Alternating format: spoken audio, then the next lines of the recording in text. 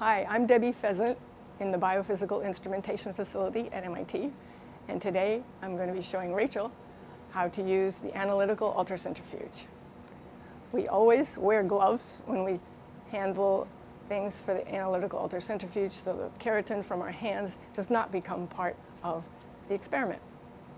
So the first thing we do, Rachel, is turn on the instrument. There's a black switch there. Just flip that on. Without power, the door won't even open. This thing takes a little while to initialize. So why don't you open the door and take a look inside. And you'll see that this looks like a centrifuge, except it's got some special features. If you take a look down here, you'll see there's a bunch of holes. This is the radiometer. That senses temperature. This is where the laser light comes in and out. This is where the absorbance light comes in and out, the visible light. And this is the port for the monochromator arm. You'll soon be seeing where we attach that item. This is just the spindle in the middle. That's where the rotor is going to sit. And I always wipe the excess oil out of the chamber. It's a naturally occurring thing. It will, if we wipe it out now, it will make the vacuum pull down more quickly later. Okay, the first thing we're going to put in here is the rotor itself.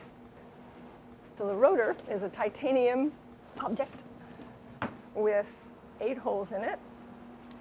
Because of all those holes down inside the chamber, there's no space to put our fingers underneath. Hit all those holes in the past. You have to grab this just by the knob and lower it down onto the spindle carefully.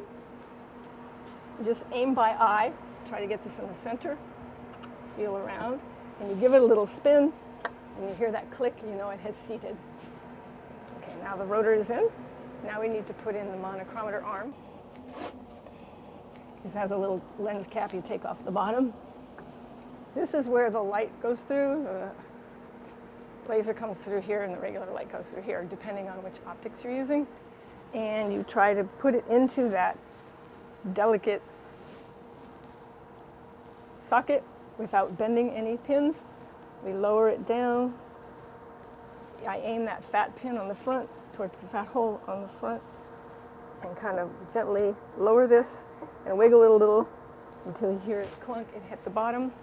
Now we straighten it up a little and tighten with a red collar. It says lock in one direction. And unfortunately, there's no space in there for your hands. Okay, we test to make sure that that's all the way stable and this can turn underneath it. The light is going to shoot through your samples as they whiz by. What we're going to do is set up what we call a fake spin. We're going to ask the centrifuge to spin at 0 RPM so that the vacuum pumps and chilling will occur. This is the actual readings and this is the settings. Right now it's set to spin at 25,000. We don't want that. So hit speed, hit 0, hit enter. Okay. We always want it to be on hold because we want to be the ones who end the spin. And are you spinning at 20 degrees? For the normal? That's the normal. That's the default, right? Yeah. Okay. No, we don't need to change that then. So we're all set to do a spin at 0 RPM and 20 degrees. Okay. So the way to get that going is hit the start button. And you hear the vacuum pumps going. And then what does this show? The vacuum? And this shows, it says status is running. Yeah. Okay, that's the way we know it thinks it's running. And the vacuum right now is over 1,000 microns. That will pull down to 0. And the cooling is happening. This will pull the rotor temperature down while we're over there building cells. Okay. This will save us time later. Okay. It's already, it's going down as we speak. So this fixed spin is just to bring down the vacuum and the temperature, right? Yes. Okay. We just get this chilling while we're going to be building cells because it's going to take us a while to do that. Might as well have this getting ready while we're busy. Okay. Okay? Yeah. The concept is everybody gets ready together. Yeah.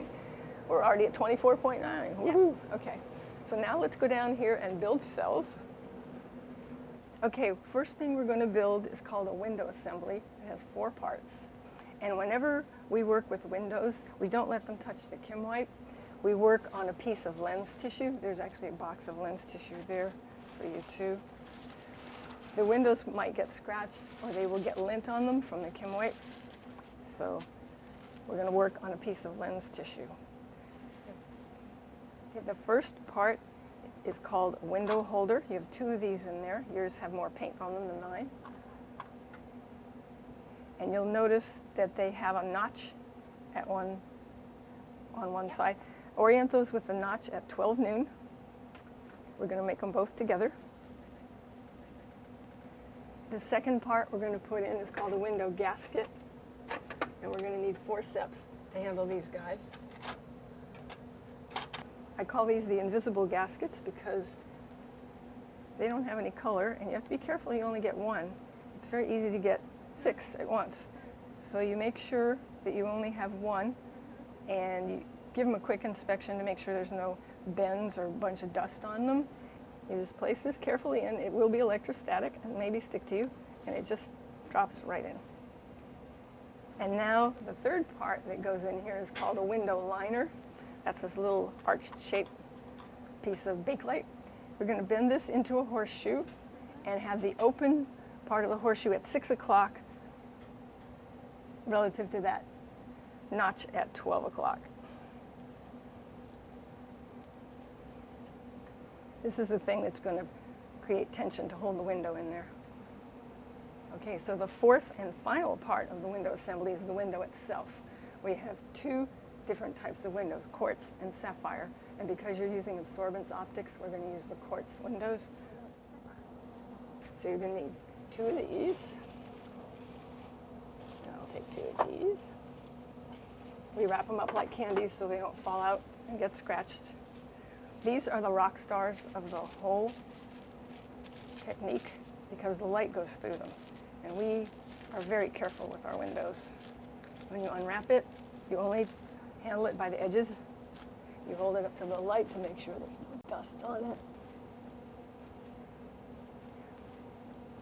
it. And you'll notice there's a little hatch mark, a little mark on one side of the window. The window gets placed into the window holder in a specific orientation. Dust keeps happening here. With that hatch mark on the top, you align that hatch mark with the notch at the top of the holder, and you have to put this in either nose in or tail in. However you get it in there is legal as long as it's in the correct orientation. The hatch mark aligning will align the crystal in the quartz window. And if you have to pick it up from the bottom, just use lens tissue. We don't want to touch the window. And it will snap in. And when it's the correct orientation, that hatch mark on the window is within range of that metal notch at the top. Then we check to make sure that the window holder, the window liner is holding the window in. Hold this upside down, give it a little shake, and the window should not pop out. If it did, that would mean the liner was too old and we'd have to replace it. Okay, so that's one window assembly finished. And now we do a second one. All right, now we have our 2 window assemblies together. Next thing we're going to do is put them into the housing.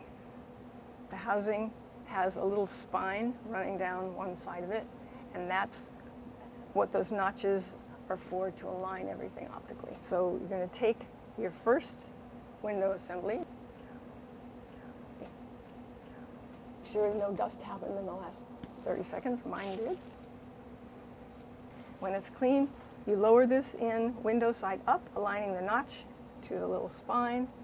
If you have it aligned just right, it will fall in. It doesn't always align just right, and sometimes it falls in with that resounding click.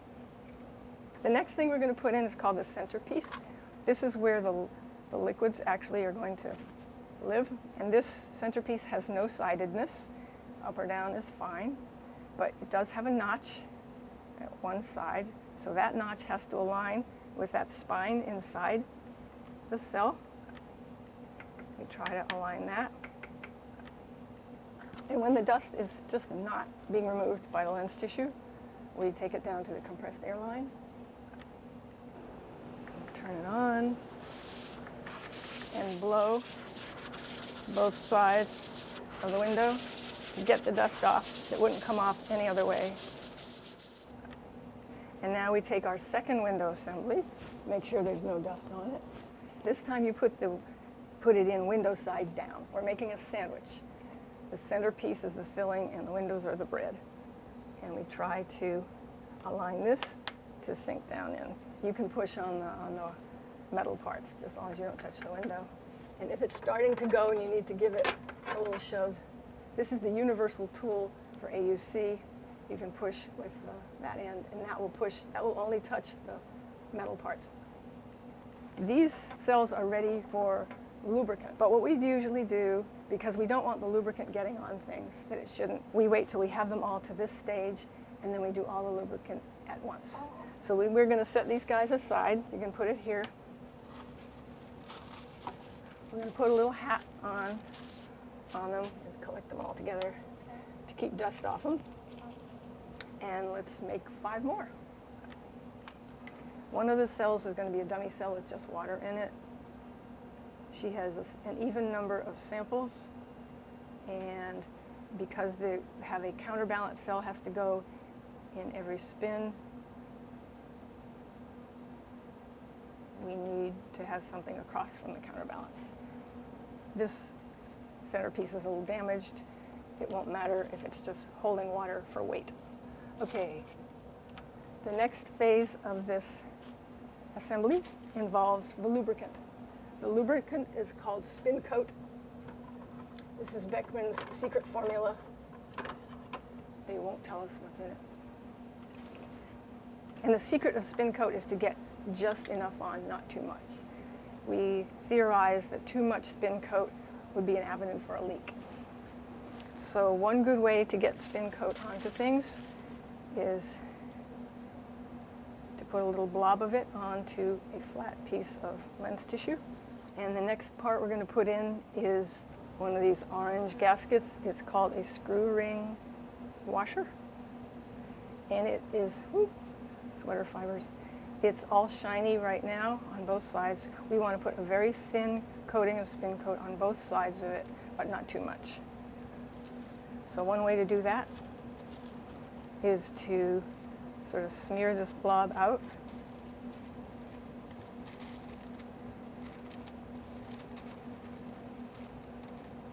And you can see now that this side is, if you get the light just right, is about half coated with spin coat and half not.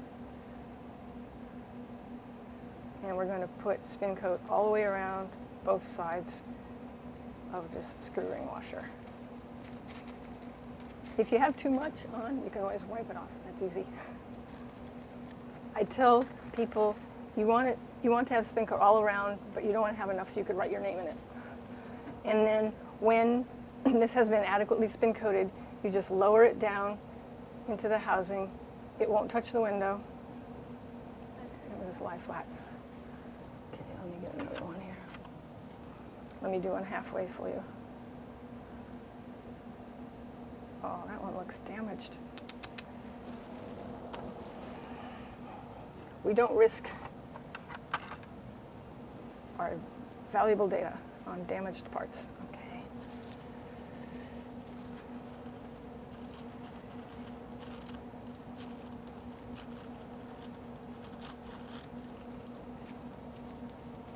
Let me get this half and half. I'm about a third now.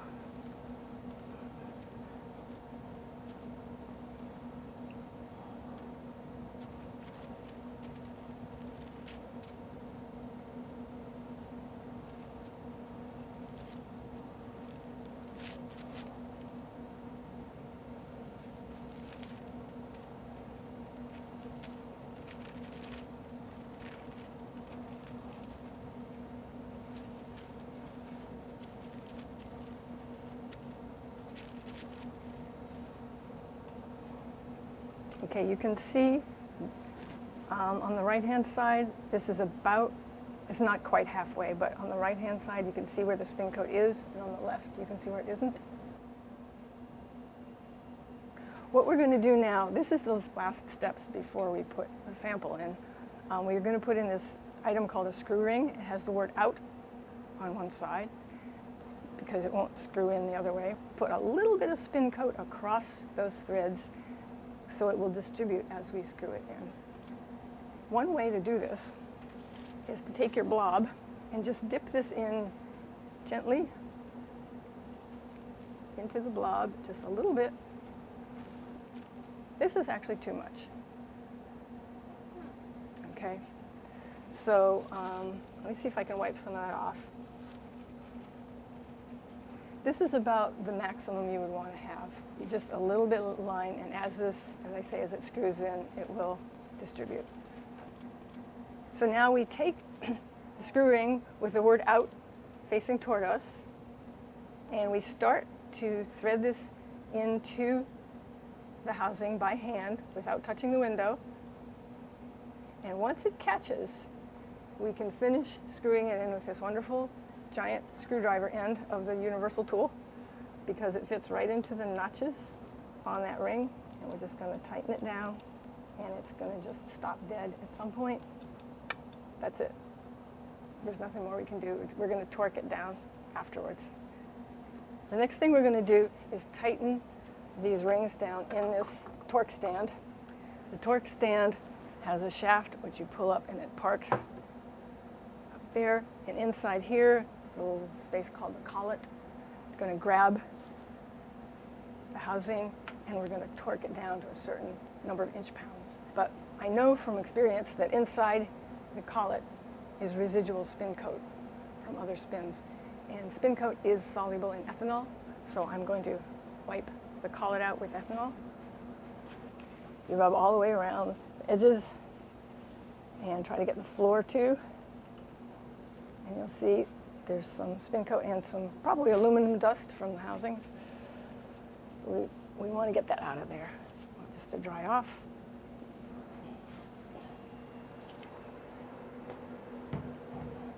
So now, to tighten this, we have to get a torque wrench, which we have right here. The torque wrench needs to be calibrated. You put the black needle to 0, and we put the orange needle to 130. We're actually aiming for 120 inch-pounds, but the engineer who services the machine said there's enough play in this thing, set it to 130 to make sure you get to 120. So the housing itself goes down into the collet. There's a very strong spring in there. It's strong enough to shoot the cell onto the floor. We saw that happen once. We all had heart attacks, but nothing broke, so it was good. So you have to keep that in mind, that there's a strong spring there.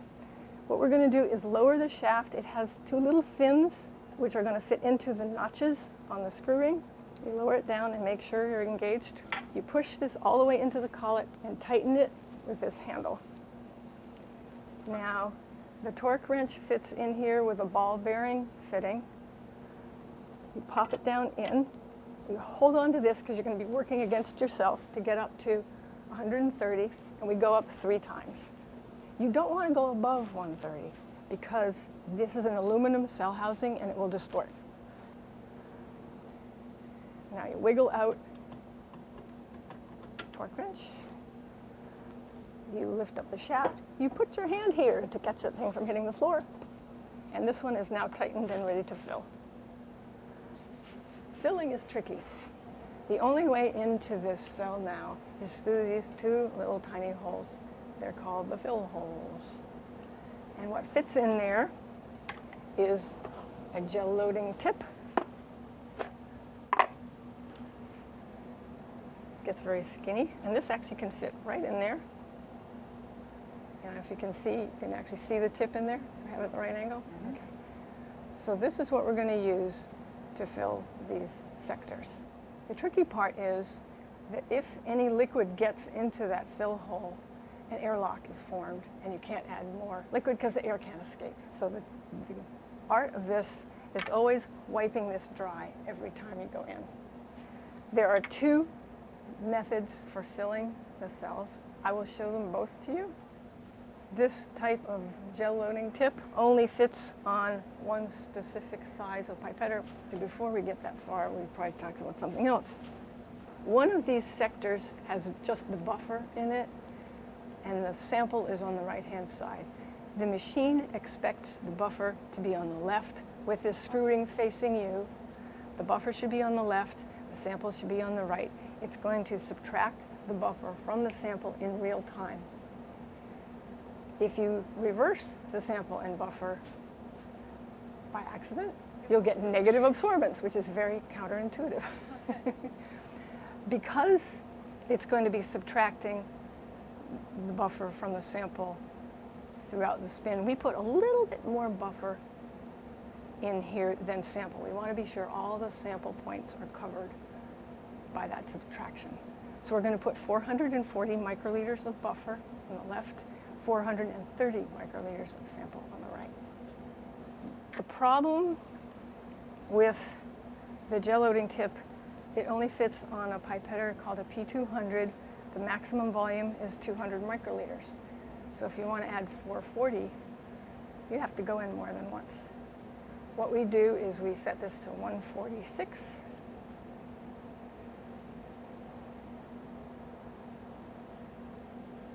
And we go in 3 times.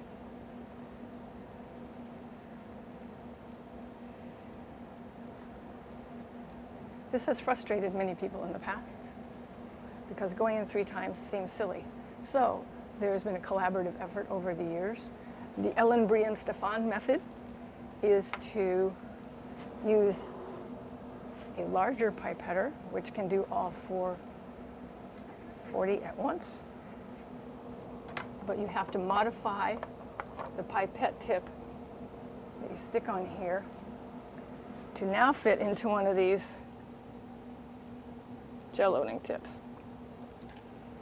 You can do it all at once. What we're going to have to do is take time out and cut a bunch of these tips off. This is the guillotine rack. We align this tip in this little template and cut it off with a razor blade. And now this is retrofitted for this system. I'll demonstrate the going in 3 times routine. First, I'm going to pull 146 microliters of water into the gel loading tip, giving it enough time to fill. That's a very tiny opening. This is the critical part, wiping off the tip so it's dry.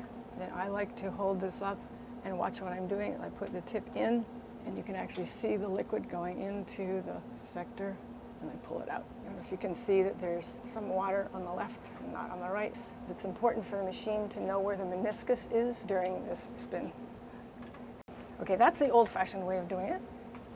The Ellen, Brie, and Stefan method is to use a larger pipetter, which can do all 440 at once.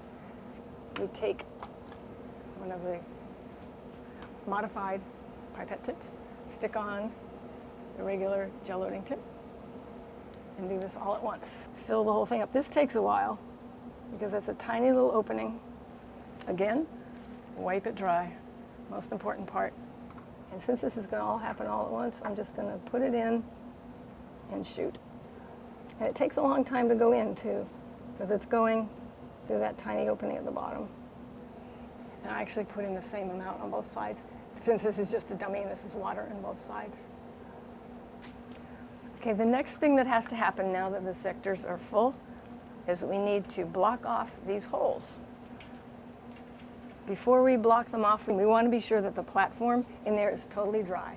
So we have a very special plexiglass rod we use. It has a beveled edge at one end. The beveled end of this plexiglass rod is the business end. What I'm going to do is take a single ply of Kim wipe, lay it over this little fill hole area, and poke gently with the Kim wipe all around the edges in case there's any water on that little platform. We want it not to be there. We want it to get dried up. Okay, one hole is now dry. Now the right hole I'm doing is poke around all 360 degrees with a special pointed plexiglass rod. Okay, so now these platforms are completely dry.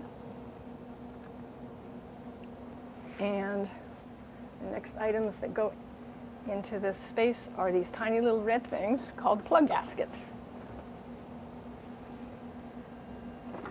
Way electrostatic. Okay. We put 2 into each of these little chambers.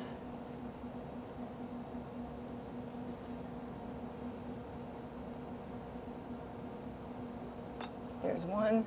You get it close, and then this is the whole purpose of this gasket rod, is to actually flatten this gasket down. You want it to be flat all the way around. And again, you go around 360 degrees until this gasket is flat in place. And the way you can judge that is you look and see if you see the same number of screw threads all the way around the hole.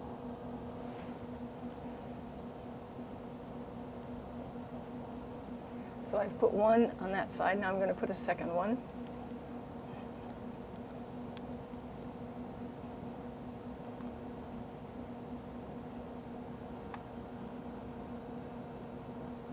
I'm lucky they aren't flying away. These are very light and very electrostatic.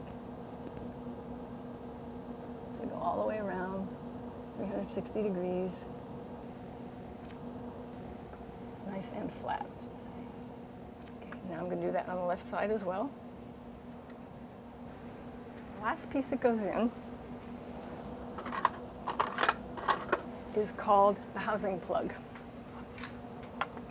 This is a little brass item. It has a screw slot on one side, and it's completely flat on the other side. We're going to put this in there. This flat side is going to push that red gasket, cover that hole, prevent liquid from getting sucked out by the vacuum. So,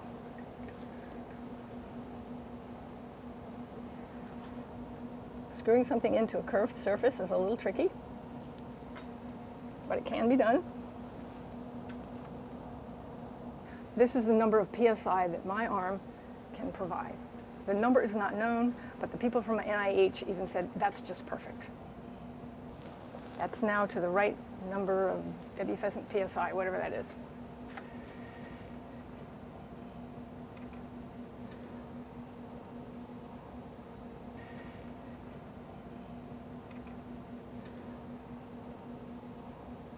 So the first thing we have to do is turn on the balance, pressing the on button, and it takes a little while to initialize. Goes through a little routine. 0.00, we'll take it. Okay. And now we're going to weigh each sample 35.47 grams. Okay. And 0.3 oxidized. 35.18 grams. These all need to be within only half a gram of each other. 35.34 grams. We do need to weigh the counterbalance, so 35.45. And now we are going to retrieve the rotor from the machine. But first we have to stop that fake spin. So now when you come up here, you see that the display is really tiny. You can hardly see it jumping around. So if you hit enter, it makes it big again. So we can see that our vacuum is at 0 microns. That's as low as it can go. It still thinks it's running, and we're at 20.1 degrees, pretty close. The first thing we have to do is stop this fake spin. It thinks it's spinning. So if you would hit stop, and now over here that word running disappeared. So now it doesn't think it's running anymore. And now you can hit vacuum. We need to release the vacuum. You hear that click, and in 45 seconds, we'll be able to open the door. But it will tell us, it will light up and say we can open? No. We have to time 45 seconds. That's why I'm looking at my watch. First, open the door. Okay. It should release now. Yay. And everything is right where we left it. Yep. Okay, so now you reach in and loosen that red collar. Yeah, loosen the red collar. Turn it to the left. Lefty loosey. And there's no room for your hands. I know it's a problem.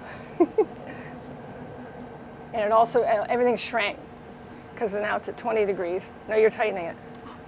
Lefty loosey. There you go. And now unscrew that a bunch of times. And then you're going to pull this thing up at its funny angle. Yeah, that's fine. You're loose now. Pull it out at this funny angle. Yep. Perfect. Now you can just lie it down on the book. It's nice and soft. Great. And grab the rotor only by the knob. Don't put your fingers underneath. Okay, take it over to the bench. The counterbalance goes in hole 8. Each hole is numbered. And the arrow on the top faces away from the center. It's hard to see the arrow because the paint is all scratched up. But there is an arrow in there. And we face that away from the center in the direction of the force. And we're going to lower this down in, but it's too loose. If it's this loose, it will spin around during acceleration. So we have to tighten it down somehow. The counterbalance has a very special mechanism for that. If you take an Allen wrench, there's a little Allen key at the top. We're going to tighten this, and this little plastic elbow is going to stick out and hold the counterbalance in place in the rotor hole. So, arrow facing out. But of course you have to align everything optically also. So what we have to do here is you'll see on the bottom of the rotor there are hatch marks on the rotor. There's also a hatch mark on the counterbalance cell itself. So I have to tighten it without moving that off alignment, which is very tricky. It's aligned right now just perfectly, but it's not going to be in a minute. The way I do this is you can turn the rotor sideways so you can grab.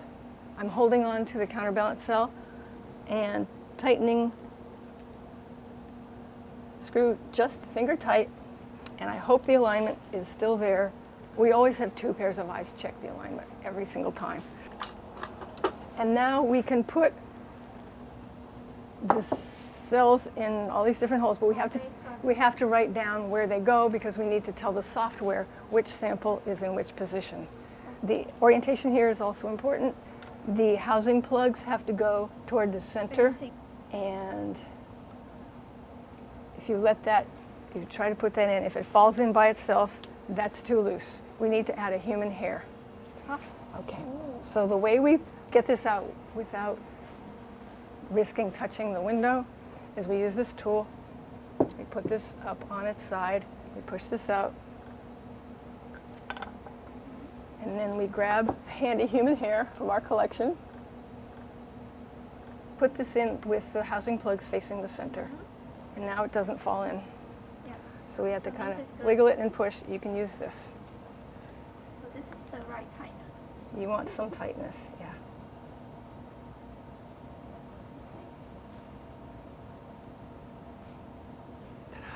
Okay. And now there's going to be hair sticking out. We'll put these all in and trim all the hairs off at the end. That's cool. Okay. All right. If you ever forget how this orientation should be, take a look at the sectors. The sectors flare out, and that's to reduce turbulence as things sediment.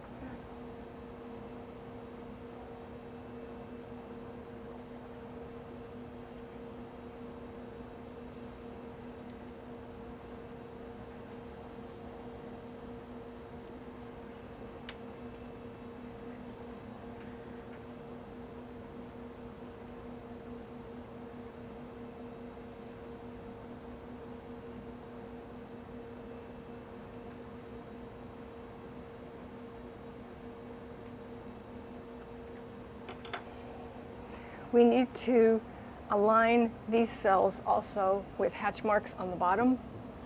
Each cell itself has a hatch mark which has to align to the mark on the rotor. So we can go around and do that first, and then we're going to trim hairs. I don't see any hairs sticking down here. Sometimes they come through. I think they're mostly on the top. This is perfectly aligned, but this is off. Yeah, let's see this guy. And the 2 pairs of eyes rule. Yeah. Yeah, that guy's good. But this guy is very far off. And the way you fix it is you reach down from the top. People say, oh, I'll do this, but then you can't see. You block your own view. Turn it 90 degrees. So then you reach in from the right and then watch from the left. Is that a little bit easier? We'll check it. Right on. And I think we've been around. That's a hair sticking Yes, out that's of okay. it. We'll get that. We'll get that guy. But I think I've been around the whole block. Okay, so for clipping off the hairs, we don't want to scratch the rotor, so we use plastic forceps and these little nail scissors. You don't have to cut it all the way down to nothing. You just have to make it short enough so that it won't fly into the light path.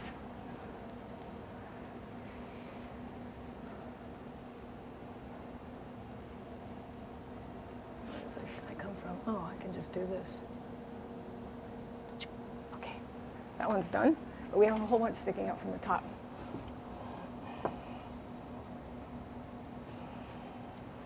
Sometimes you're lucky and they just snap. Why don't you do some trimming? Sure. Now you're going to take this by the knob and we're going to put it back into the machine.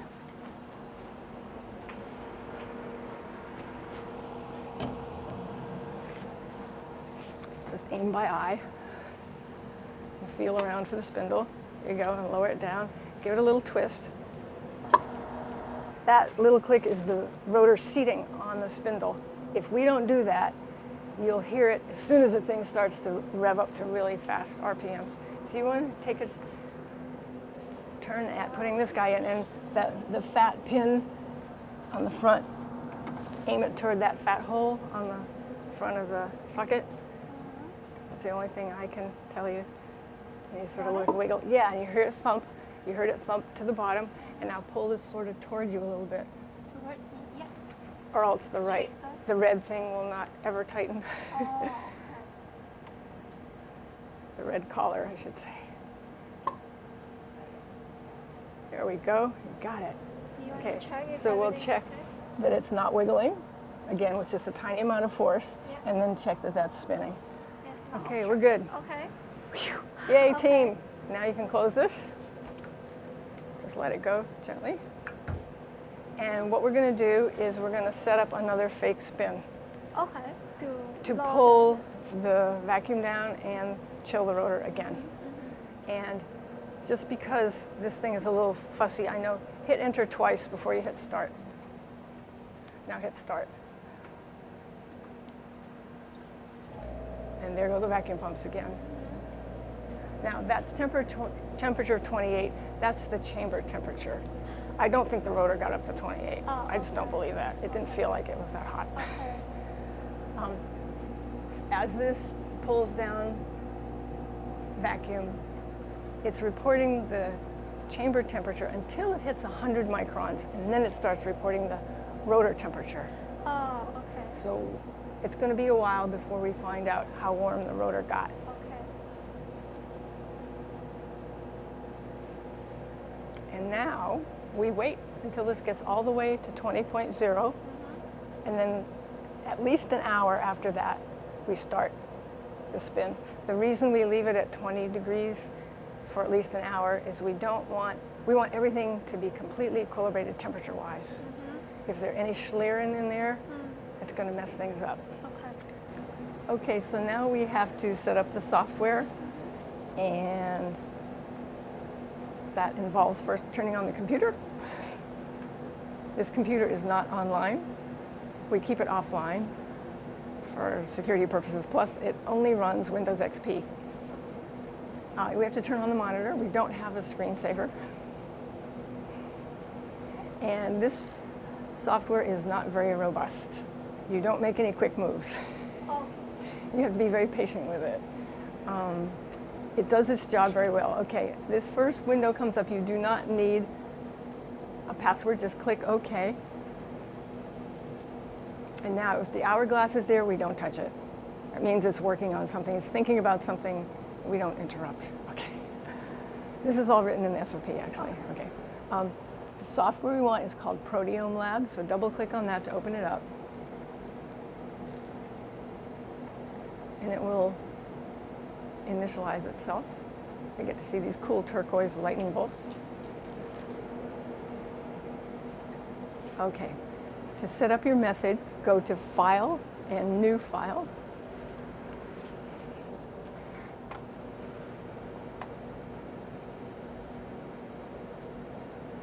And it opens this experiment window. It already has chosen the 8-hole rotor. We have 2 rotors. It's important to know which rotor was used most recently, because if you change rotors, you have to recalibrate to that rotor. Everyone's been handing off the 8-hole rotor to each other. The radial calibration is already on file.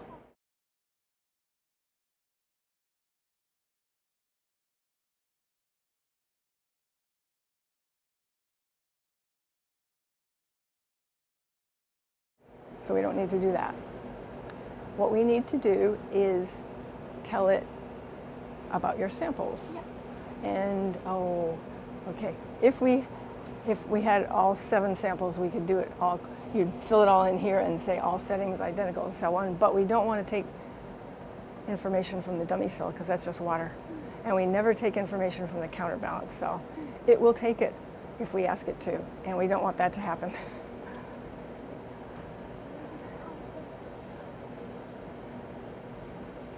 Because it's not useful. So what you're going to have to do for each individual sample is click first velocity, then absorbance. It actually matters what order you do this in. And you want to measure A280? Okay. Yes. We need to change the R max here. R min and R max, those are the radial positions of the ends of the sector. And this machine just specifically has a little issue. 7.3 is too far out and we'll get a lot of light bouncing around. So we change this to 7.15. Is it the same all the time? Yes. 7.15. 7.15. We're going to do it for all of them. And now here is where you tell the software which sample this is. So R mean is 5.8 always. Always, yeah.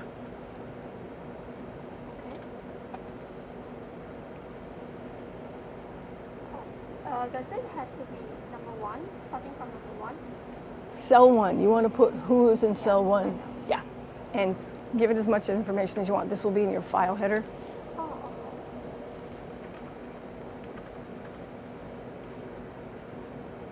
okay. And while we're here, just for grins, click on the detail button. If you were going to add more wavelengths, this is where you would do it. And we want to make sure we're in continuous mode in 2-sector centerpiece. Now that we know that the default is there and it's good, we don't have to look at this again. So say okay. All right, now go to, Changes the one oh, to the single place. oh, okay. Yeah. Now Then cell click 2. velocity first, then absorbance, then change that to 7.15 and put in the name.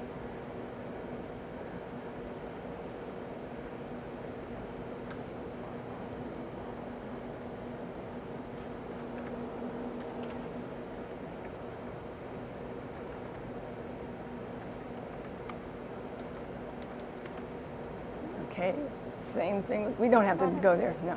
So velocity, absorbance, 7.15.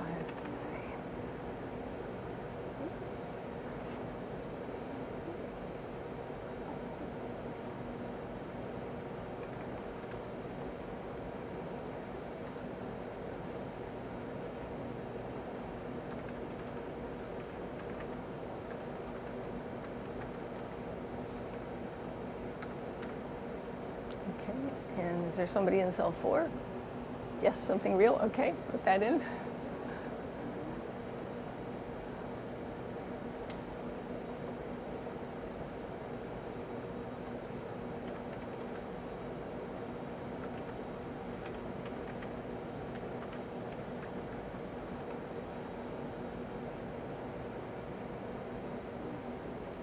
In cell 5, wait a minute. Cell 5 is the dummy. Uncheck it. We don't want it to take data on.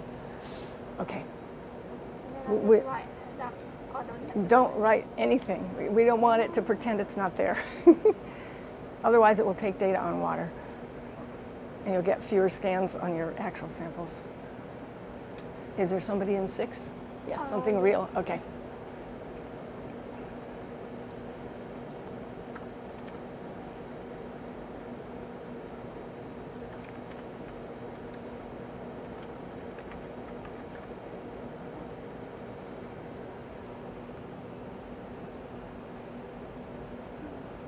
And there is somebody in 7. Okay.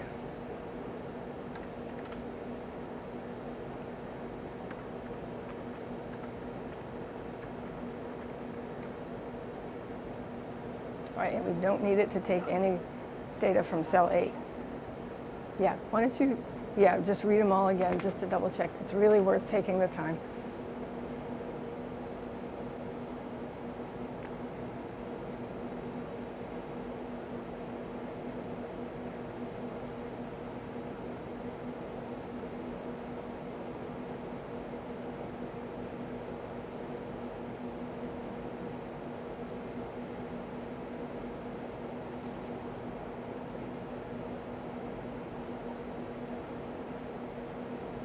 Okay, correct. Okay, so go up, back up to the top. We have to change a few things. Go to the options button.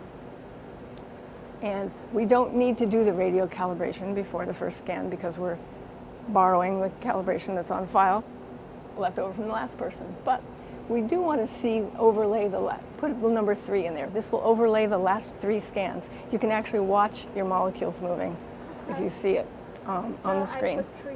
3, yes, and just say okay. Okay, now go to method. And we're taking care of the delayed start ourselves. We don't need to worry about time between scans. For an absorbance run, they're slow enough that you won't run out of scans. Interference is so fast you'll run out of scans unless you put a little time interval in between each one, but that's not an issue with absorbance. But you do have to ask for 999 scans. That's the maximum. Okay, and say okay. Okay.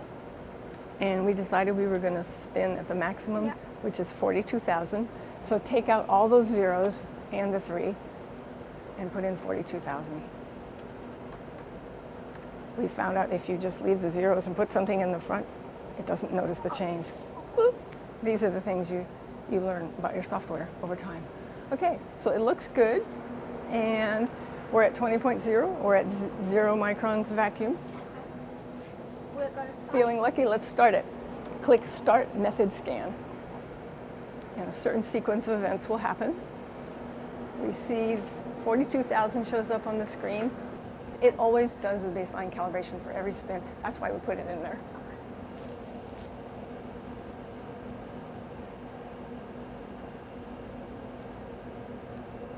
And then it's going to do what's called a delay calibration next on cell 4.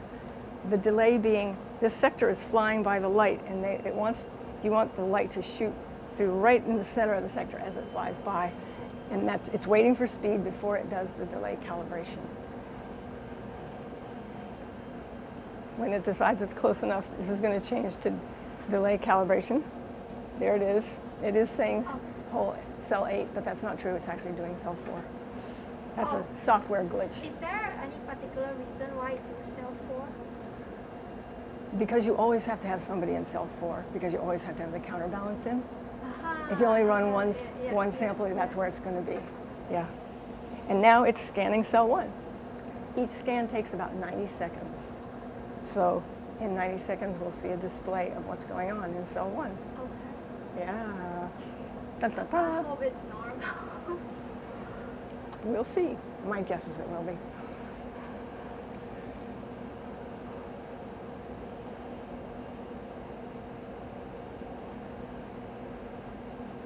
So you can see this okay on your, oh good.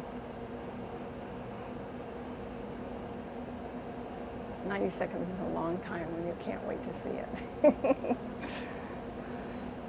And it doesn't always give you the accurate, that's the R value that's radius out from the center of the rotor.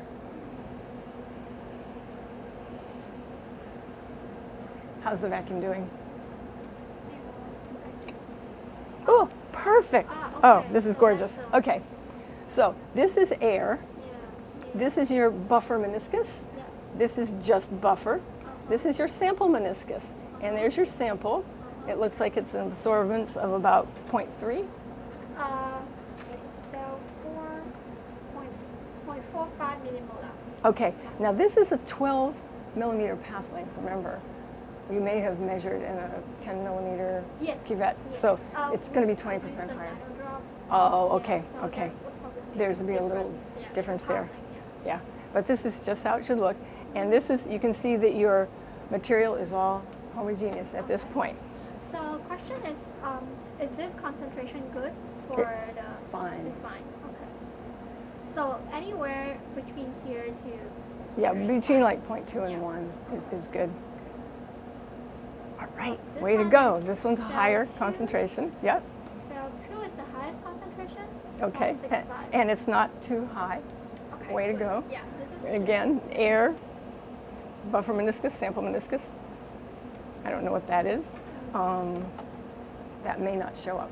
That's one reason we like to overlay 3 and we see if it's real. Okay. There's the occasional blip Oh, in the display. and then you can process it off. The software will take Yeah. care of it.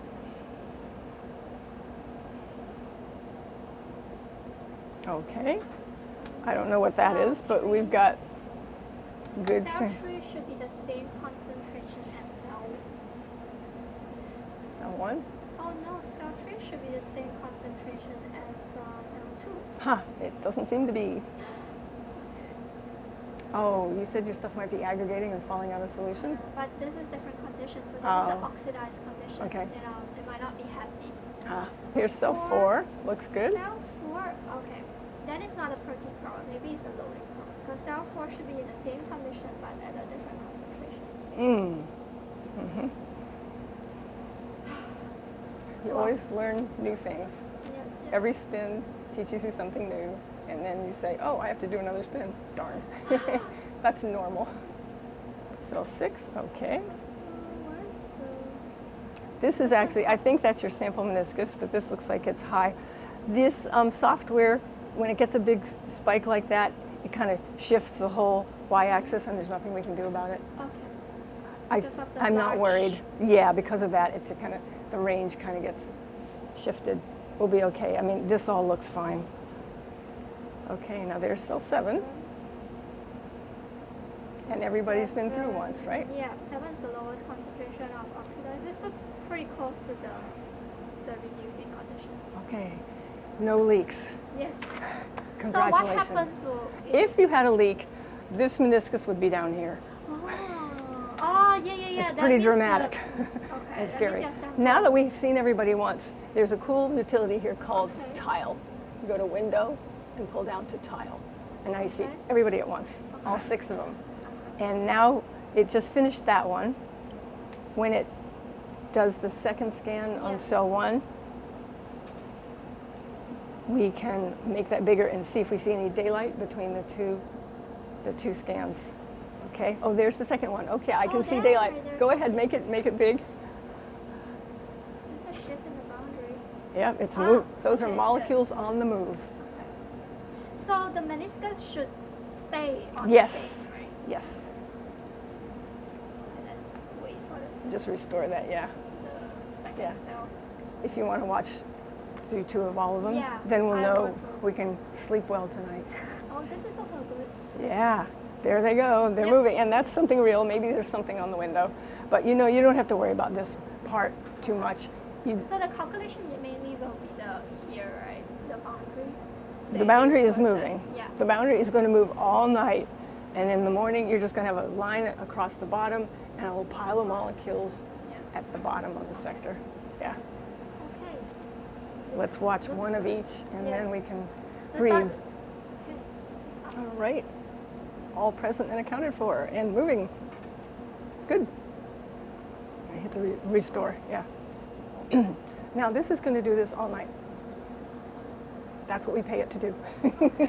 It's just going to stand and spin and spin and spin all night. And so when we set the time, we didn't set a time, right? We It set was hold.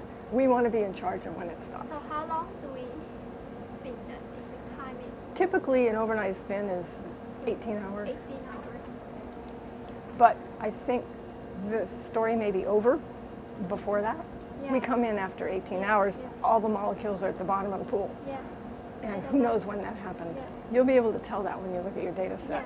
Yeah. You'll be Based on able to the tell time. how long it actually took to sediment everybody. Okay. So Okay. that's phase one.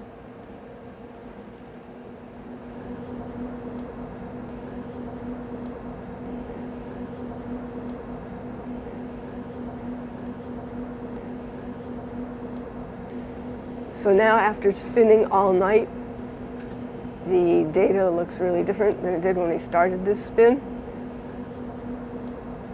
We need to take a look at what we've got here. This shows that all of the absorbance that we saw at the beginning is all gone. The absorbance level's down to 0. All of the molecules have moved to the bottom of the sector. You can see that pretty clearly in this one. You can see there's a little pile of molecules at the bottom, but they've all moved down to the end. The absorbance is down to 0. So we know that the spin is over. Everything has been accomplished that we want to accomplish. This has taken 2,000 scans out of 13,000 we asked it for, but the information is all in hand. We don't need to continue this spin any longer. Right now the machine is doing two things. It's still scanning and it's spinning. So we first need to stop the scanning. So you want to step up here, Matt.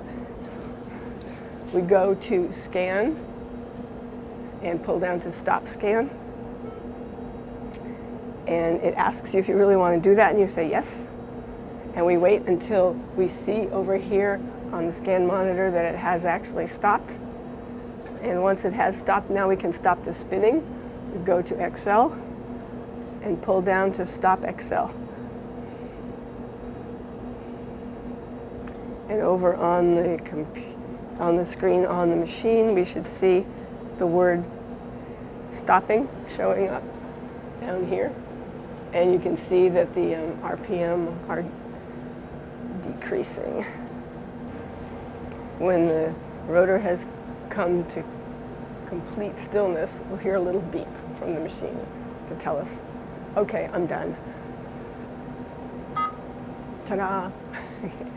And now Matt's going to fill out the logbook with the data for the number of revolutions and the length of the run. And as soon as I can turn off that machine, it'll cool off in here. Okay, so the first thing we have to do is release the vacuum. This thing has been under vacuum all night. So Matt's going to hit the vacuum button. And in 45 seconds, we can open the door. We're going to open it up and take out the hardware. First, the monochromator arm.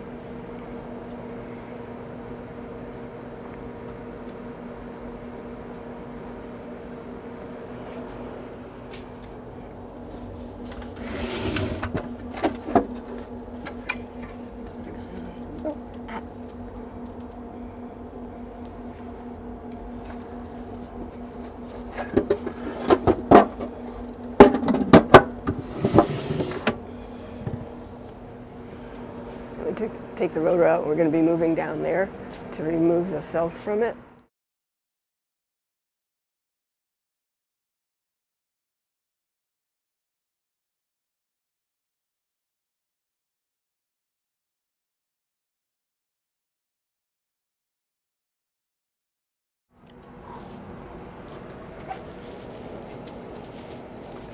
All the cells just get pushed out with a special tool, except the counterbalance, which needs to have its little Allen screw loosened so we can get it out.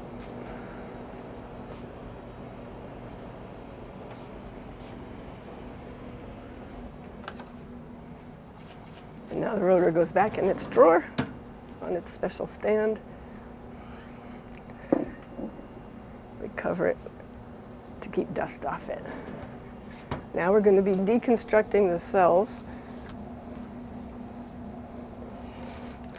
And the first thing we have to do is remove the little brass housing plugs and the gaskets underneath them.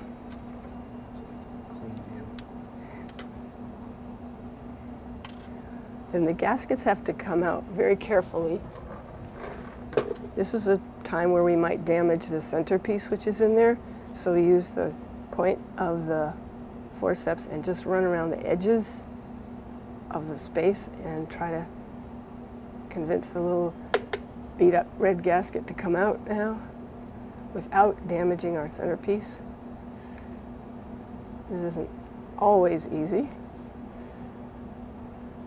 but you just keep at it until you get them both out. There are 2 gaskets we put in.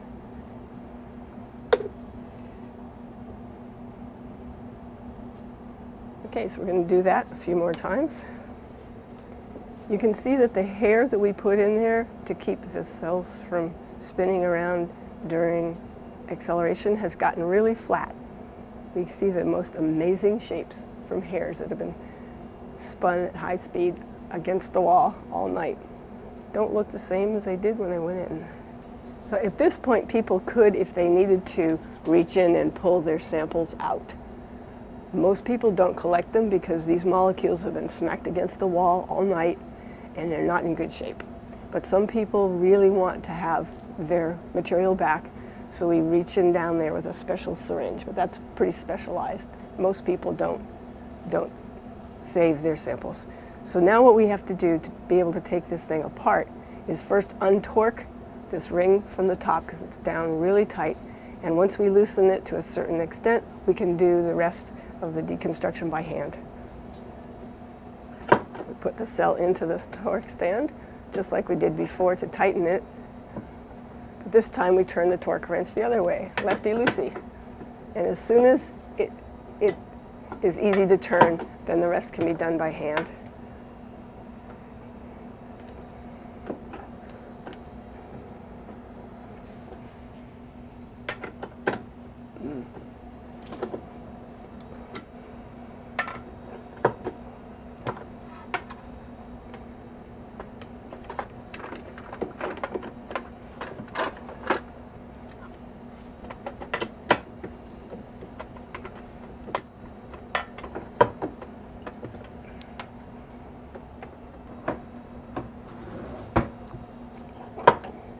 And now that all the cells are untorqued, we're going to move down to the sink to do the rest of the things we need to do. Each of us needs a plastic forceps and a metal forceps. And we bring this universal tool with us because it's very handy, and we bring all the cells down. The first thing we need to prepare before we clean the cells are a bunch of beakers of detergent. The parts of the cell which contacted the protein solution need to be sonicated in a detergent solution, a very specific one. It's very high pH, pH 12. And we're going to sonicate for 10 minutes, and that should take everything off the windows and the centerpieces. I'm putting 125 milliliters of water into these beakers.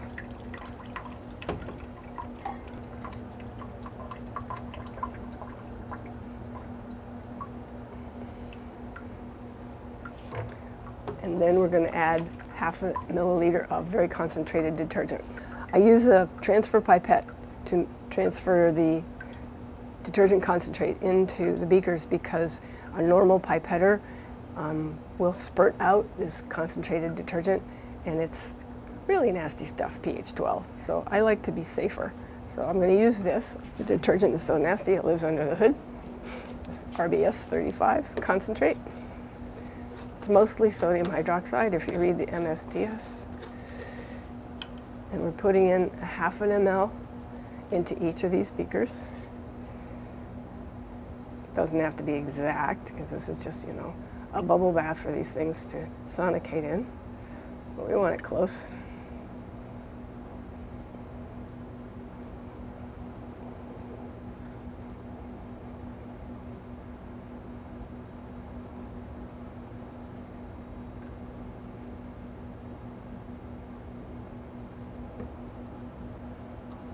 Give them a little stir just to make everything more homogeneous. The reason we got these beakers prepared first is because as soon as we take this apart, we don't want protein to dry onto either the windows or the centerpieces, because when protein dries onto surfaces, it's very difficult to remove it. So we each have, Matt and I each have a beaker. One is for windows and one is for centerpieces. We sonicate them with their colleagues. This is the part of the procedure where the windows will get scratched or the centerpieces will get scratched. So we have to be very careful. Now that this ring is partially loosened by the torque wrench, I'm just using my thumb and turning the housing around so I can just pull that ring out. At this point, if our glove hit the window, it wouldn't matter because it's about to be sonicated pretty strenuously. First, you remove the ring. Then the next part that needs to come out is the screw-ring washer. This can be tricky because it's flat and it's stuck down with a little lubricant. One of the household hints for getting this out without scratching the window is to stick the tine of the forceps into that little indentation and press up, and bingo, this thing comes out. So now everything can slide out of the housing. We invert this, push with the tool, and everything comes out like a little totem pole. And now the job is to get these things into this detergent solution without having any protein dry on. So I rub most of it off with my thumb, pop the window out with my glove, put this into the beaker.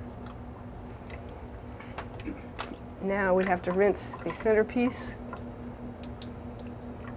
because this is where the protein is actually living. And we're careful to blow water through the fill holes so that there's no protein down in there. Got a special procedure for that, which I can describe in a minute. So the centerpiece goes into a different beaker, and now this window gets the same thing, rub, rub, rub, pop it out, and now carefully put this in so it doesn't hit the other windows.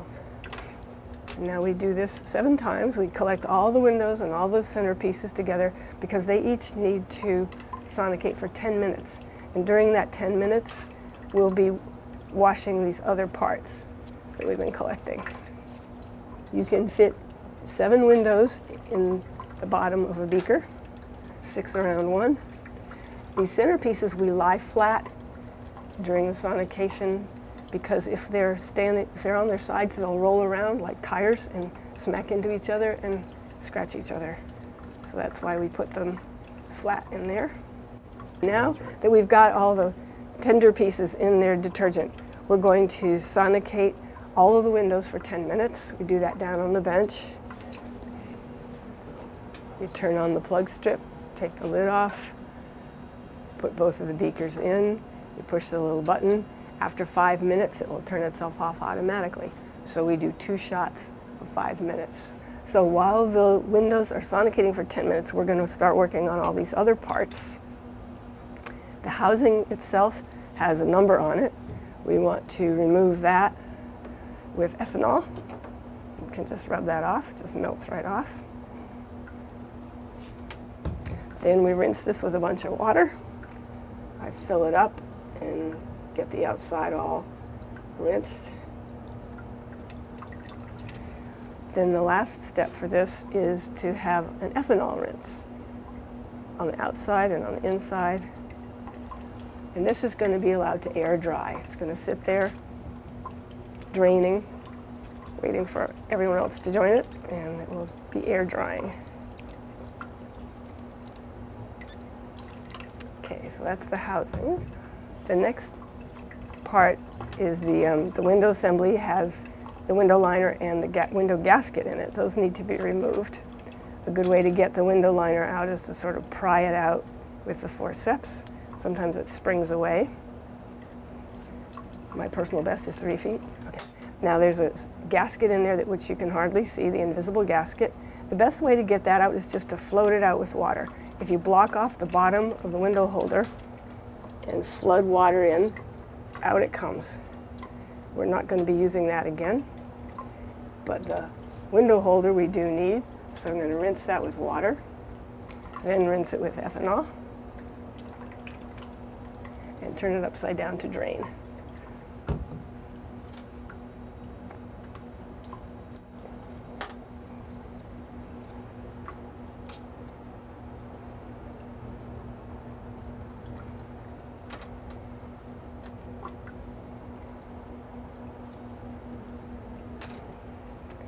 Rinse with water, rinse with ethanol.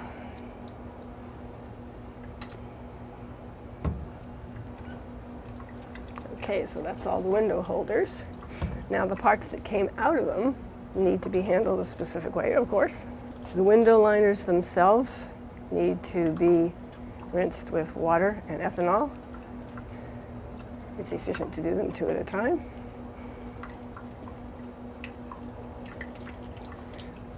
And when they dry, they shouldn't touch each other. It's a really strange phenomenon. If they touch each other, they stick together.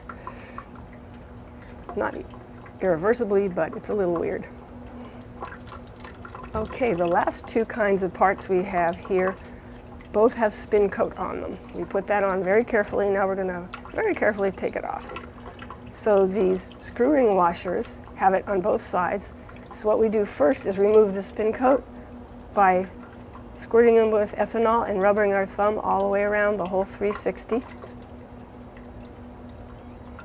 to make sure all the spin coat comes off. And once that's off, now we treat it like a regular part. We rinse it with water, then ethanol.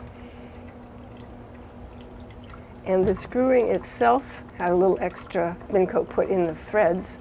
We're going to try to just get most of it off, not all of it, by squirting with ethanol and rotating. I'm rotating the ring all the way around my finger so that my thumb is rubbing the whole 360 to get off the excess spin coat. Now it becomes a regular part. Water and ethanol.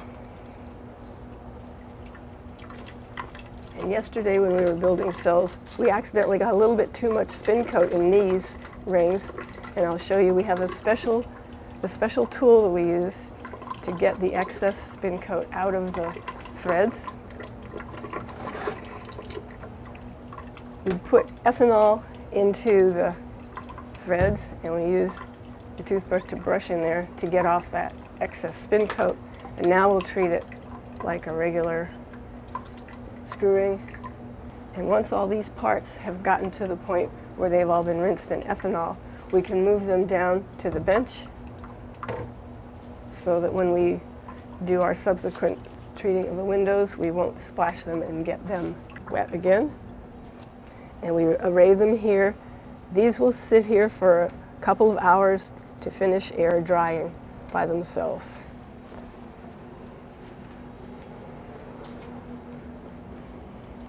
The windows have finished sonicating, so now I'm going to bring those down to the sink. We'll start working on those while the centerpieces do their sonication. So the windows are the most important part of this whole technique because the light goes through them and we treat them especially carefully. So the way we do this is there's a wet side of the sink and a dry side of the sink. I'm going to be rinsing these off, handing them to Matt, who will dry them each individually by hand over on the dry side of the sink. So first thing to do is to pull this out and try not to drop it on the other windows. You grab it and rub with your thumb on both sides. The detergent feels a little bit slimy, and when you feel that it's squeaky clean, you know you've gotten everything off. And we rinse. Now we only touch this on the edges from now on. This gets an ethanol rinse. Then I hand it off to Matt, who will use lens tissue to dry each window individually.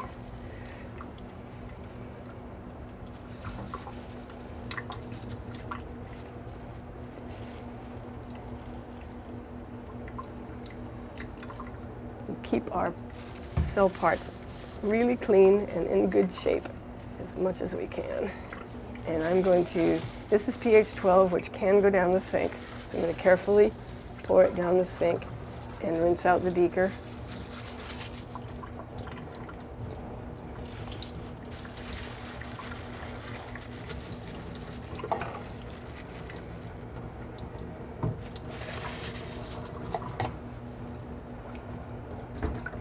Now the windows need to be wrapped up. This requires dry gloves. So we wrap these up individually in a piece of fresh lens tissue.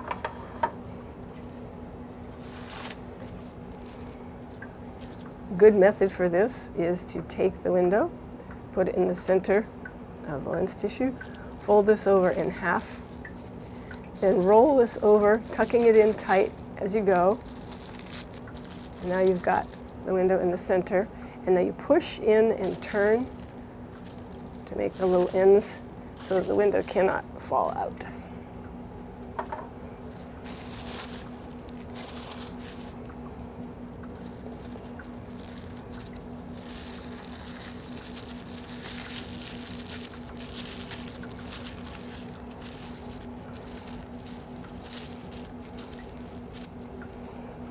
So the way we handle the centerpieces is to go in there with the plastic forceps only, grab them by their midrib, like that. Rinse, rinse, rinse with lots of water. You want to get that awful pH 12 detergent off there. So you rinse inside the sectors and all around. And then we want to blow water through the fill holes again to make sure there's no pH 12 detergent in there either. And then once it has been rinsed with water, it gets rinsed with ethanol. Then we stand them on their sides like a tire, because the flat surfaces are the ones we want to keep completely scratch-free. These will be carefully transported down to the bench where they can finish drying. The data gets taken away on a flash drive. The data lives in a special place on the computer. On the C drive, there's a folder called XLI data where all the data ends up. And the data is always stored in a folder with the date of the day you started your spin. So you just transfer all your data onto your flash drive. It takes a while. There were 2,000 scans in the night. So you can see this is going to take a little while. This is normal. And then the fun begins. Once you get your data home and you use SedFit or Ultrascan or some amazing software package. One person told me they spend more time analyzing their data than they did collecting it. And you've just seen now how long it takes to collect it. All right. The data is safe. All is well.